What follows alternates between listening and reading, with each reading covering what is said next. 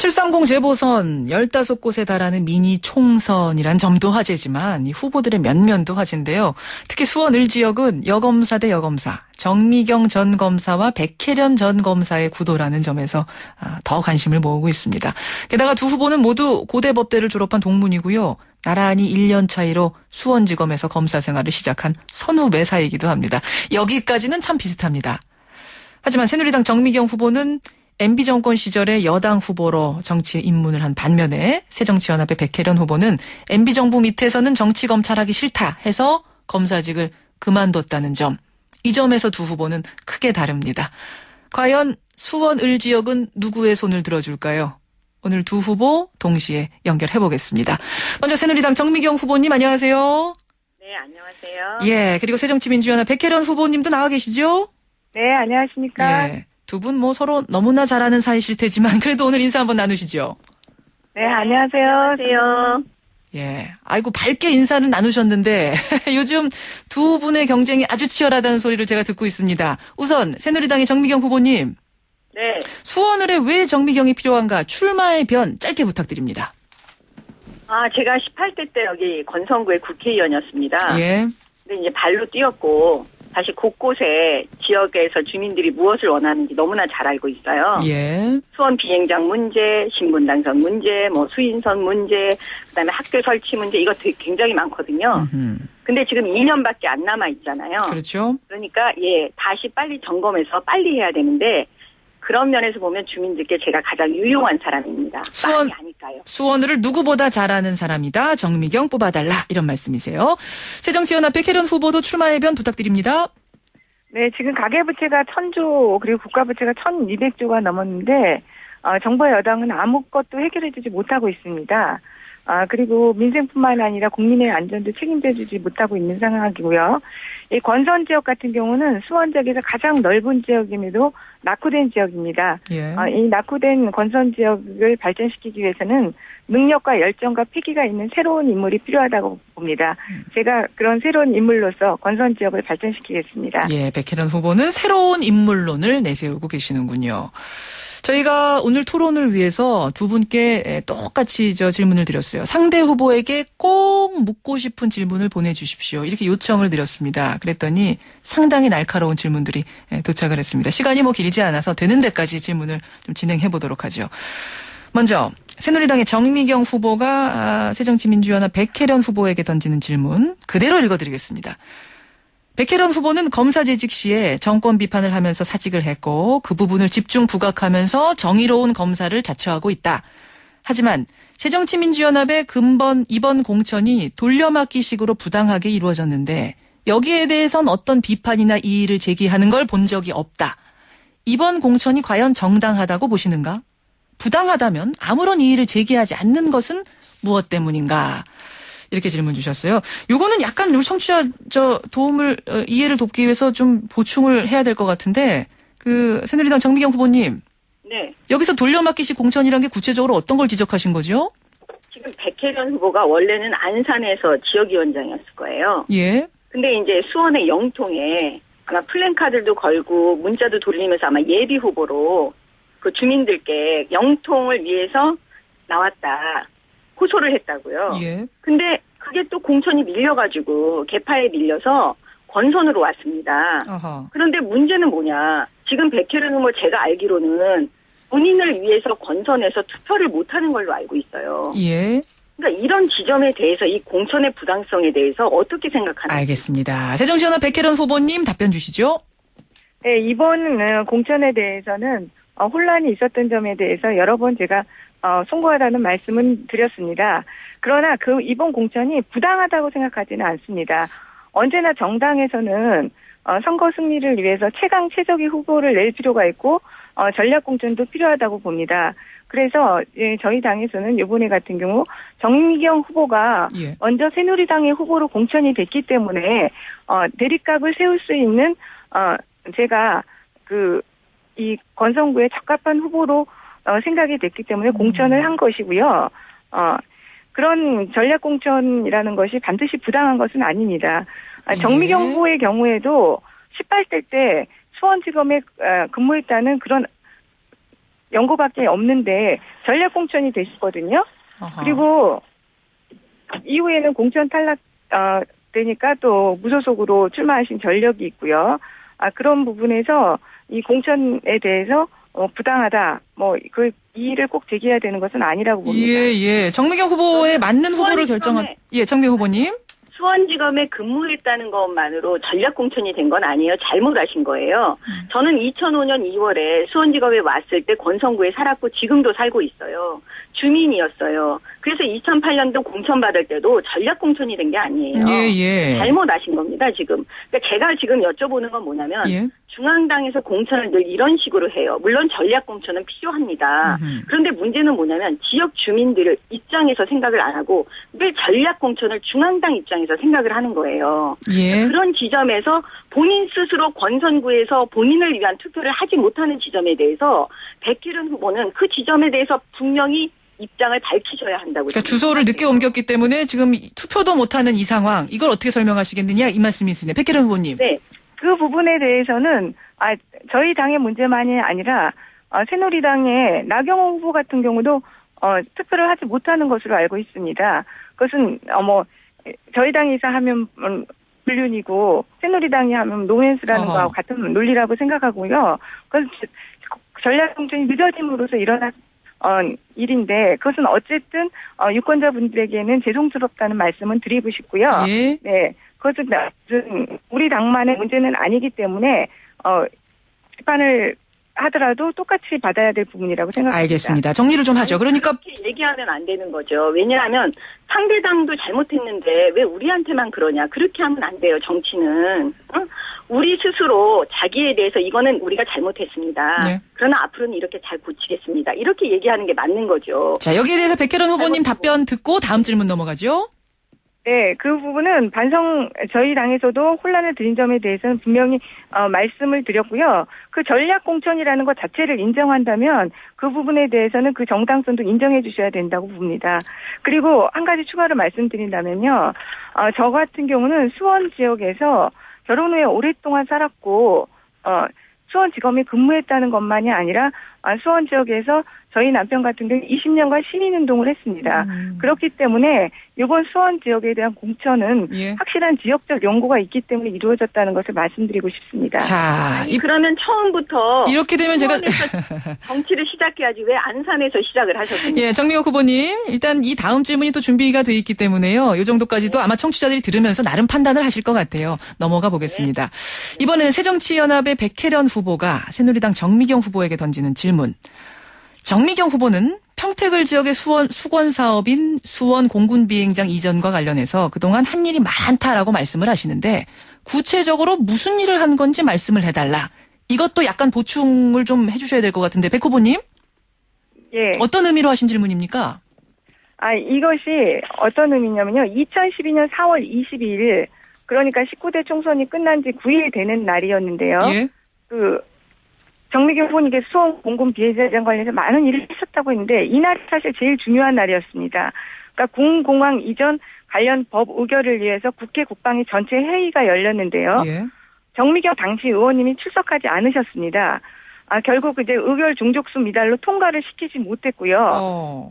그런 일이 있었습니다. 그렇다면 수원 비행장 이전에 관련해서 많은 일을 하셨다고 하셨는데 가장 중요한 날 회의에 참석하지 않으셔서 결국은 그 공공항 이전 관련 법안이 의결되지 못하게 하셨거든요. 알겠습니다. 새누리당 정미경 후보님 답변 주시죠. 지금 우리 백혜련 후보님 내용을 잘 모르시는 거예요. 자, 우리 권성구에는 수원 비행장이 있고요. 비상활주로가 그 옆에 있어요.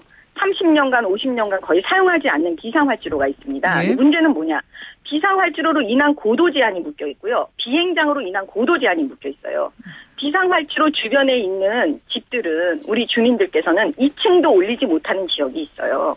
그렇기 때문에 30년간 모든 정치인들이 나와서 비상활주로를 없애겠다고 했어요. 근데 그걸 못했어요. 예. 근데 그거 제가 했어요. 비상활주로를 없앴습니다. 그 안으로 집어넣습니다. 예. 그래서 고도 제한이 풀렸어요. 그다음에 비행장 이전한다고 계속 모든 또 정치인들이 나와서 계속 얘기했어요. 근데 못했어요. 그 지금도 사실 못하고 있는 거예요. 그 법은 어떤 법이냐면 그건 있으나 어떻게 보면 있어도 없어도 별 차이가 없는 법이에요. 왜냐? 선언적 의미입니다. 그 지역의 지방자치단체장은 예. 국방부 장관에게 비행장 이전을 요구할 수 있다.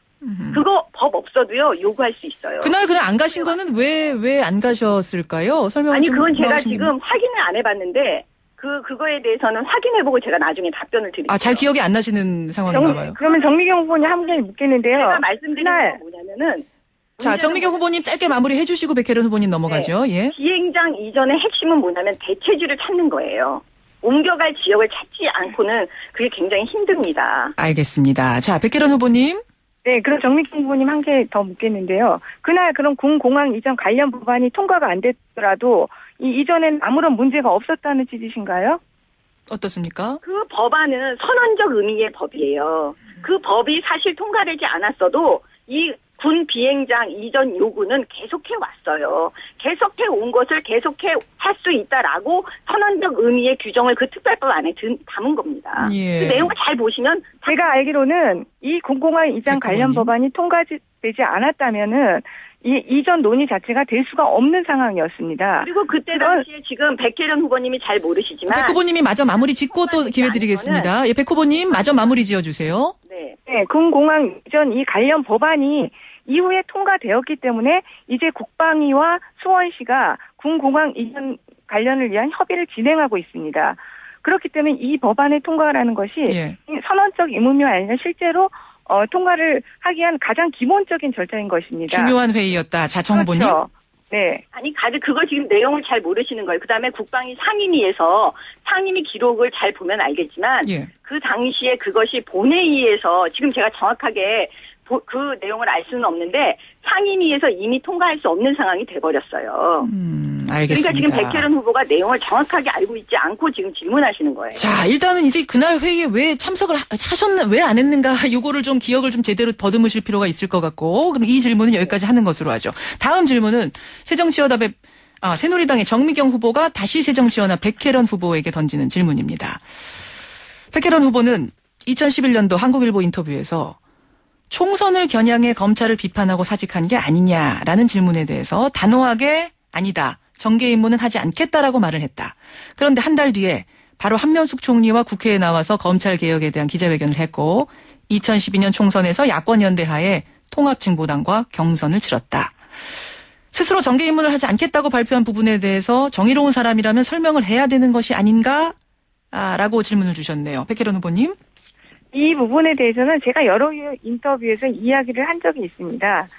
제가 처음에 사직의 글을 썼을 때는 그 글이 이렇게 크게 국민적인 반향을 일으키리라고 생각하지 못했습니다. 예. 근데 제가 생각했던 것보다 너무나 큰 국민적 반향을 일으켰고요.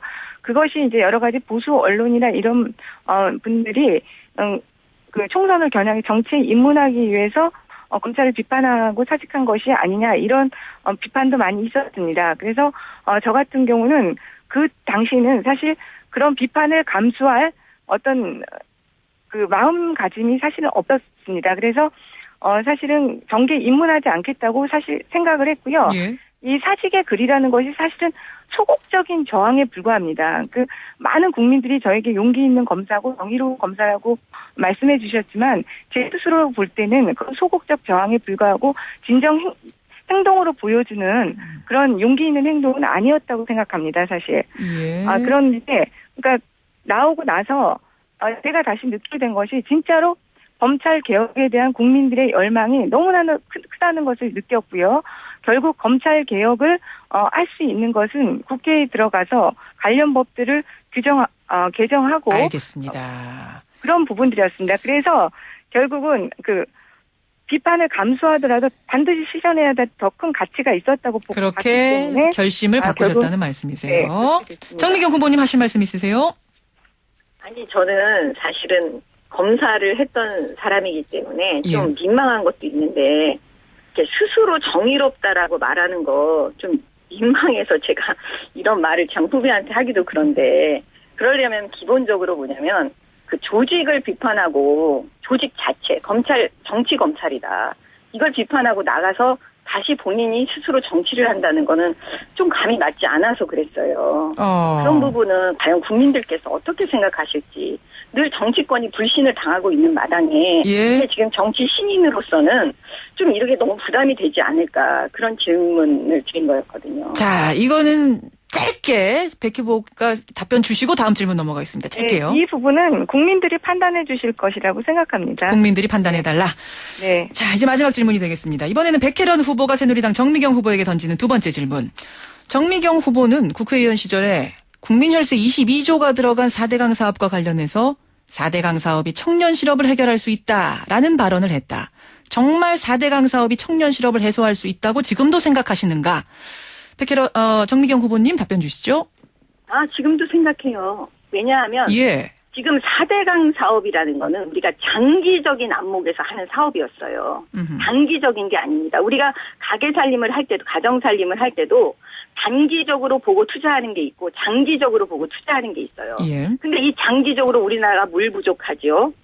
그게 핵심이었고 홍수 때 그거를 막아보자고 하는 거였거든요. 근데 그거를 그 단기적 시각에서 이거는 아니다. 돈이 너무 많이 투입됐다. 이렇게 하면은 사실은 할 말이 없어지는 거예요. 그런데 문제는 뭐냐면 4대강 사업이 정말 성공적으로 잘 됐다면 거기에 따른 부대 사업이 당연히 연쇄적으로 경제 효과는 일어나는 거거든요. 예. 그랬을 때 보면은 일자리 창출이 당연히 되는 거 아니겠어요? 그렇기 때문에 청년 실업도 우리가 해결할 수 있다라고 아마 제가 말했을 겁니다. 대변인 할 때. 예.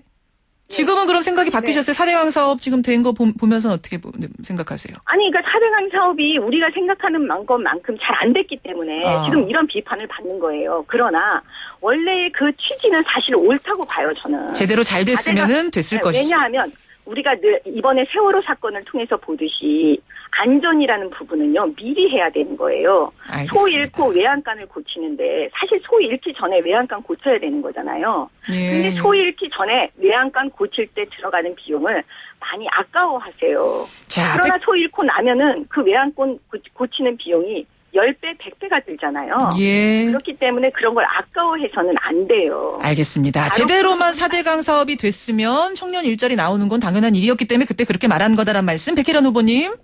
네, 지금 4대강 사업에 대해서는 이미 국민적인 평가가 이루어졌다고 생각합니다. 이 4대강 사업이 너무 잘못된 사업이라는 거에 대해서는 이 한 정부 자체도 이미 인정을 했고 박근혜 정부 자체도 사실 인정하고 있습니다. 22조 원의 국민혈세가 들어갔는데 결국 남은 결과는 녹조 라떼뿐입니다. 지금 그 문제점이 얼마나 많은지 모든 국민들이 다 동의하고 있다고 생각하고요. 그 4대강 사업이 단기적으로 잘못됐기 때문에 그런 것이 아닙니다.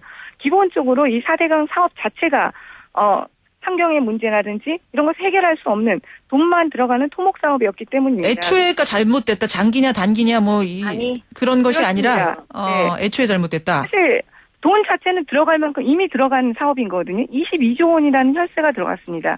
근데 결과가 뭡니까 지금? 예, 알겠습니다.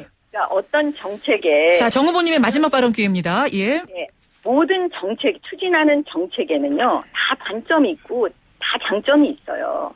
근데 우리가 단점을 줄여가면서 장점을 부각시키면서 그 사업을 이루어 나가야 되는 거예요. 근데 문제는 그것이 잘못됐을 때 그 일부분의 잘못된 점을 가지고 전체가 잘못됐다라고 비판하면 안 되는 거예요. 예를 들면 햇볕 정책에 대해서 짧게 정리해 누구는 주시죠. 그것이 굉장히 잘못됐다. 또 누구는 그것이 잘했다라고 의견이 나눠지는데 그것이 잘못됐다고 잘했다고 이렇게 양쪽으로 갈라서 할 수가 없는 거예요. 알겠습니다. 그러면 양쪽 편에서 보면은 그것이 잘못했다. 이게 4대강 사업에 대해서는 이미 제가 두 후보님, 제가 정리를 좀 하겠습니다. 두 분께 1분씩 그 마무리 발언 기회를 드릴 텐데요. 이때 하고 싶은 말씀들을 뭐든지 좋습니다. 정리를 해주시면서 인사 나누죠. 먼저, 아까 전 새누리당 먼저 하셨으니까 이번에 새정치민주연 백혜련 후보님 해주십시오. 존경하는 건성구민 여러분, 수원 시민 여러분, 그리고 청취자 여러분들께 말씀드리고 싶습니다. 이번 수원 국회의원 재선거는 과거 인물과 미래 인물의 대결이고요. 건선 발전을 위해서는 참신한 전문가가 필요합니다. 7월 25일, 26일 양일간 사전투표가 이루어지는데 휴가 계획이 있으신 분들은 반드시 7월 25일, 26일에 꼭 투표해 주시기 바랍니다. 예. 예. 그리고 우리 아이들을 생각하신다면 소중한 한 표 꼭 행사해 주실 다시 한번 부탁드리고 싶습니다. 예. 새로운 인물론 말씀하셨어요. 백혜련 후보였고요. 정미경 후보님 새누리당 말씀해 주시죠. 네, 사랑하는 권성구 주민 여러분, 저 정미경이에요. 저예요. 그 가는 곳곳마다 저에게 많은 지지와 그다음에 공천받아서 너무 다행이라고 이렇게 지지해 주시고 환호해 주시는 분들께 너무 감사드립니다. 신분 당선 잘할게요. 마무리 잘하겠습니다. 추인선도 관리감독 잘하겠습니다. 그다음에 수원 비행장 이전 지금 대체지 찾으려고 민간 능력 착수해 놓은 거 잘 점검하겠습니다. 그다음에 어느 경로당에 그 싱크대에 바퀴벌레 많이 나온다고 갈아달라고 하신 거 제가 다시 시작하겠습니다. 열심히 하겠습니다. 저를 잘 활용해 주십시오. 알겠습니다. 감사합니다. 자, 두 분 이렇게 해서 오늘 뭐 짧지만 우리 청취자들께는 이렇게 좀 얘기를 할 수 있는 기회가 워낙 없다 보니까 특히 재보선은 말입니다. 제가 여러분들 인사드릴 수 있는 시간 좀 마련해드렸습니다. 두 분 오늘 고생하셨고요. 남은 기간 동안 최선 다해 주십시오. 예, 감사합니다. 예, 수원 의뢰 두 후보였습니다. 새누리당 정미경, 새정치민주연합 백혜련 후보였습니다.